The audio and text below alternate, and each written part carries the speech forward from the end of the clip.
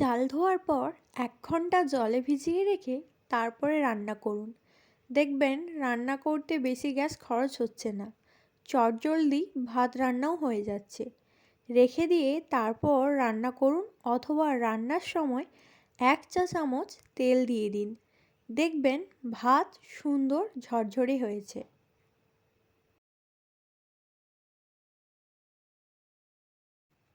সবুজ সবজি রান্না করতে চাইলে রান্নার সময় সামান্য পরিমাণে চিনি ছড়িয়ে দিন।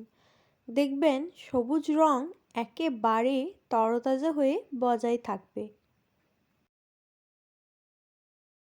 অনেক সময় ফ্রিজে প্রচুর পরিমাণে মাছ মাংস রাখলে একসঙ্গে আষ্টে গন্ধ হতে পারে। তাই ফ্রিজের কোনায় কোনায় 3-4টি লেবু কেটে রেখে দিন। দেখবেন গন্ধ একেবারে উধাও হয়ে গেছে।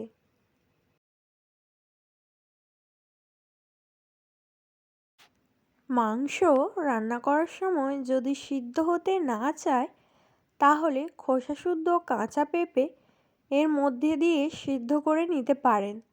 তাহলে দেখবেন মাংস খুব তাড়াতাড়ি সিদ্ধ হয়ে যাবে।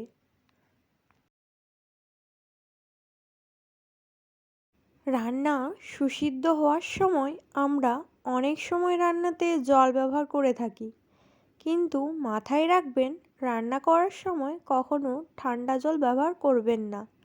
এতে রান্নার স্বাদ কিন্তু খারাপ হয়ে যেতে পারে। রান্না করার সময় সর্বদা উষ্ণ গরম জল ব্যবহার করুন।